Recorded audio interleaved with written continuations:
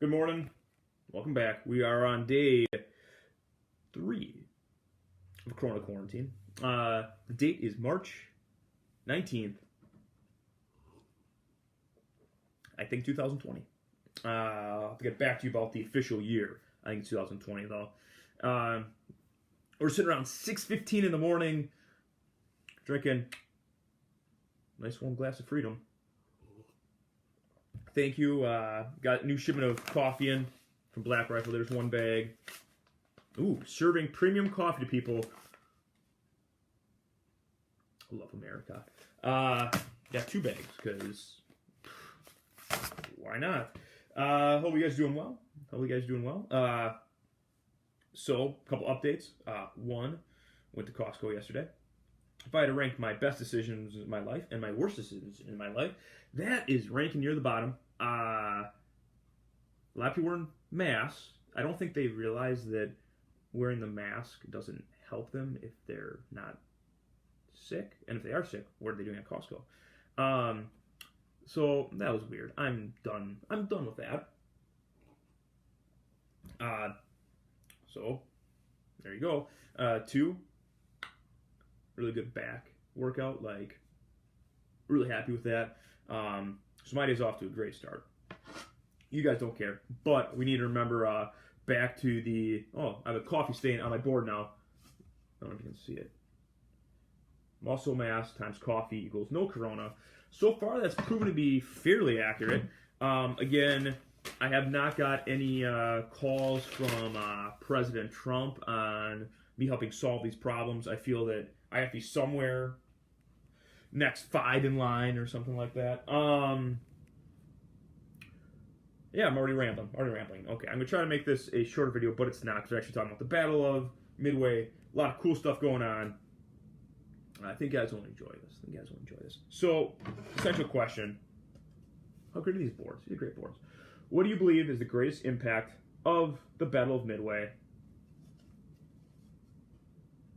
Hashtag shoot Corona 2020. Joe, I love you. You're great. Okay. Please remember, fill out the quiz, answer essential question. 2 questions. 1 question should be pertaining to the topic. That would be the Battle of Midway. Other question would be something more humorous in nature. So I'm trying to think here. I'm expecting a lot out of you, Skylar. That, like, I feel you could really come with a really good humorous question. So pressure's on you. Pressure's on no one else, just you. Don't crack. Okay. What are we talking about here? Midway. Okay. So June 4th, 1942. This is everything's coming to a head. We talked about yesterday was the combination of great prior intelligence, so we knew kind of what the Japanese were going to do. Why is my hand? I should probably get better in the camera view here. That we kind of knew what the Japanese were going to do, and then you have to combine the tactics with it. So Chester Nimitz is the guy kind of in charge of that. Nimitz, really interesting guy in American military history. Maybe I'll do a separate video on him. Kind of feel bad for Nimitz because when you talk about World War II, good stuff. Talk about World War II, you talk about Patton, you talk about Eisenhower, you talk about George Marshall, you talk about a lot of different generals. Poor Nimitz, who's like brilliant, Hudson, like, kind of doesn't get his fair shake. Maybe we'll do something about that later. But he set a trap for the Japanese. So let's do a little tail of the tape here. Here we go. Here's strength numbers beforehand. Japan, 4 carriers, 248 planes, 7 battleships, 150 support ships. The United States, we have 3 carriers, 238 planes, and 50 support ships. Japan, unfortunately, my stupid fingers have erased most of what I wrote, but they have a 2-to-1 advantage in troops. Really, like, on paper, there's no reason why the United States should win this. The quote from historian Victor Davis Hanson is, "We are outnumbered, we're outgunned, and we have them right where we want them." Just like the coronavirus, we have you right where we want you. Shout out to Pioneer Roofing, way to keep the economy going, and thank you, Ellie's mom, for the hat. You're also now watching this. That was stupid. So, the United States, with Nimitz, we have a couple of objectives. 1, we want to protect the military base at Midway. 2, we want to inflict as much damage on the Japanese fleet as possible. On the flip side, the Japanese goal is to take the base at Midway and deliver a decisive blow to the Pacific Fleet. Our plan to do that? Notes. Ambush. So the ambush is set. The trap is laid. I'm going to try to go like a time-by-time thing with this. And that's why this might take a little longer. But at least you'll see how the battle kind of develops. I think one of the other really cool things when you talk about battles, especially World War II battles, is a decision by just one individual can completely dictate the course of the battle. And we see that happen twice here with Midway. So at 6:30 in the morning, the Yorktown, the Enterprise, and the Hornet, they send out their scout planes because we kind of have a rough idea where the Japanese Navy is, but we don't know exactly. Right around the same time, the Japanese begin bombing the mainland of Midway. Around 7 a.m., that's when we actually start launching our airplanes, the dive bombers, the torpedo planes. One of the issues we have, and you're going to see throughout this battle, is our torpedo planes, the destroyers, aren't very good. They're too heavy, they're slow, their torpedoes don't work all the time. And so you're going to see like a disproportionately high number of the torpedo pilots being killed opposed to the dive bomber pilots. By 7:10, we've launched our bombers from Midway towards where we think the Japanese fleet are. So by about 7:30, 8 o'clock in the morning, we have hundreds of planes in the air trying to find the Japanese Navy. Again, we have a rough idea where they are, but we don't know exactly. The first actual U.S. vessel that comes in contact with the Japanese is the submarine, the Nautilus. This seems like a really minor thing, but has a huge impact as the battle goes on. So the Nautilus finds the Japanese carriers. It's about to surface to fire a torpedo, and then the Japanese destroyer, the Arashi, finds it, begins throwing depth charges, and the Arashi basically chases the Nautilus around for the next 2 hours. So the Arashi is about 2 hours behind the rest of the Japanese fleet. Eventually, the Nautilus just kind of the Arashi just gives up and starts making its way back to the Japanese fleet. That's around 9:30 in the morning. Around the same time, the first group of torpedo planes reach the Japanese carriers. There's 15 of them. All 15 are destroyed. Okay. Second run, so very shortly after, 15 more Devastator torpedo planes come in.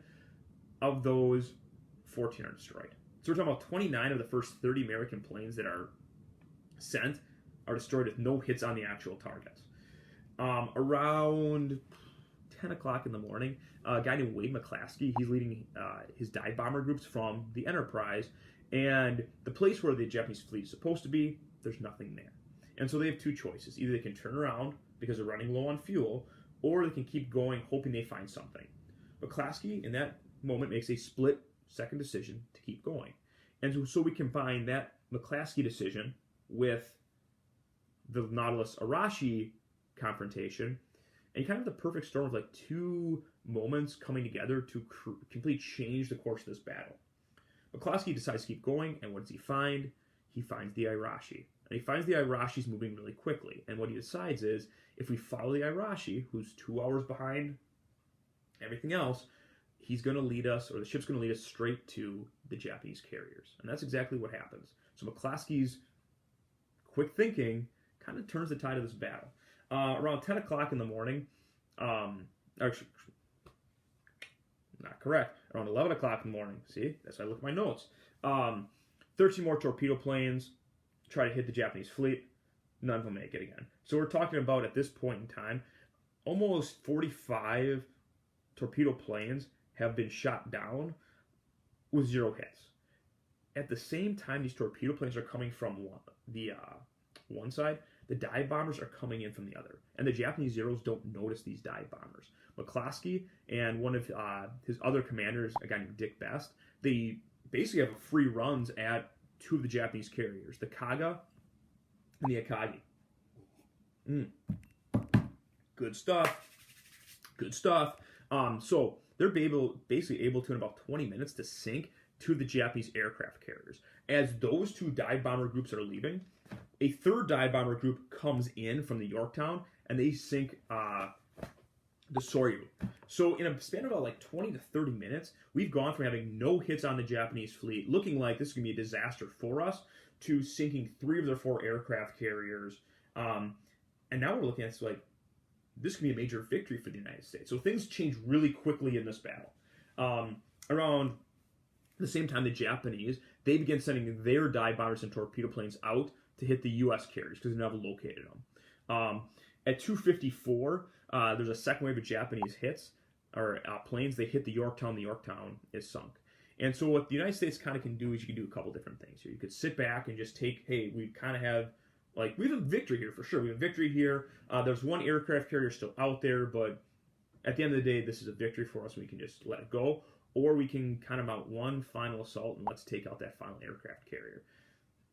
And because we're Americans, that's what we do.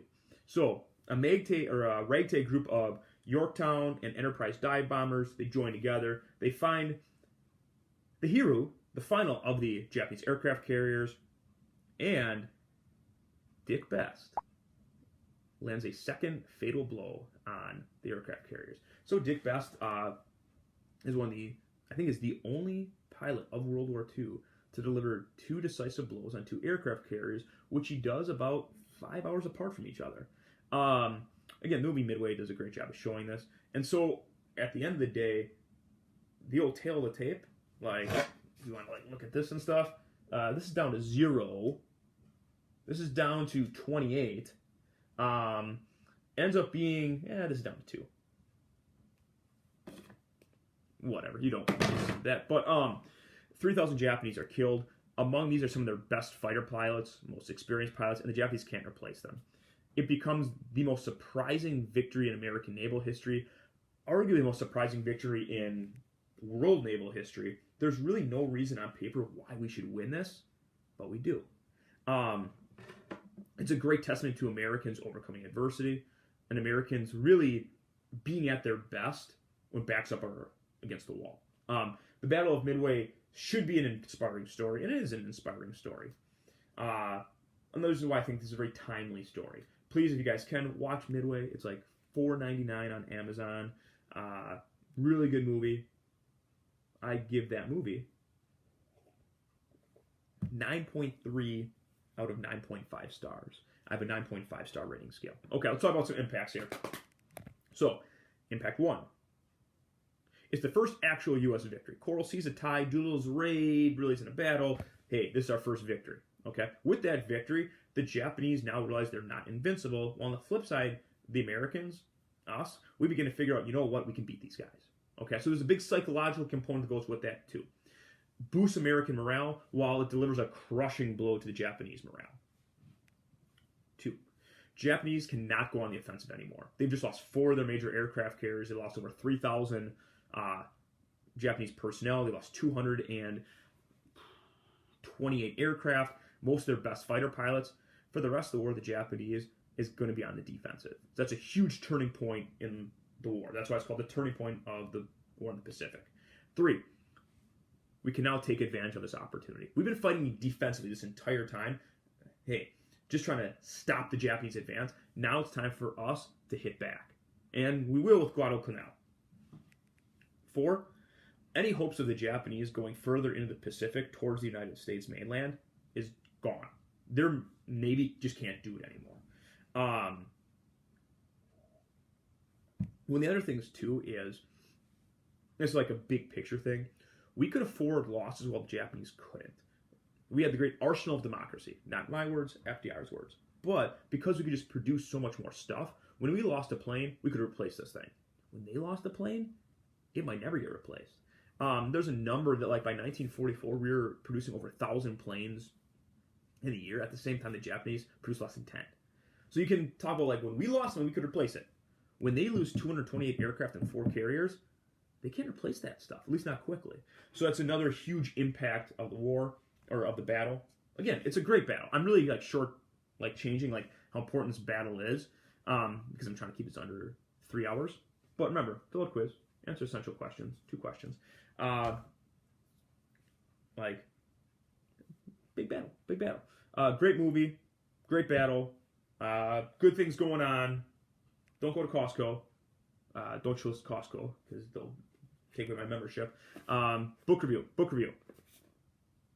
This is the book I talked about yesterday. George Washington's Secret Six, the spy ring that saved the American Revolution. For a little bit of preview, page 103, Also famed as a party planner and social coordinator, having directed and painted.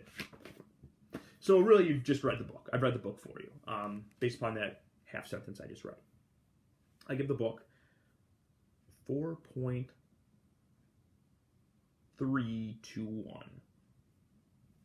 points. Really good book. So, final thoughts here. One, Midway, great story of Americans being at our absolute best when things are the absolute worst. I think it's very timely, again, considering what's going on in the country right now. And I think that's one of the cool things about either America at War or about history. You can find stories of individuals or people that have gone through quite a bit and come out the other side. And we will do likewise. So, stay safe. Wash your hands. 20 seconds. 20 seconds is a very long period of time to wash your hands. But apparently that's what you're supposed to be doing. So, three. Read a couple books. Use this time. Again, from chaos comes great opportunity. Read some books. Do some push-ups. Possibly a pull-up.